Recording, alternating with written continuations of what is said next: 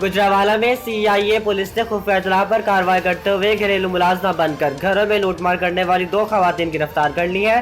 खवातीन के कब्जे से 2 लाख नकदी और 5 तोले लूटी हुई तराई जेवरात बरामद कर लिए गए हैं।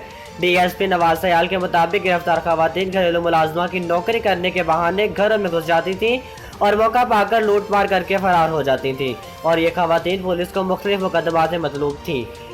डीएसपी नवाज सयाल का कहना था कि खवातीन के मजीद साथियों के गिरफ्तारी के लिए छापे मारे जा रहे हैं और जल्द खवातीन का बाकी साथियों समेत गिरफ्तार कर लिया जाएगा।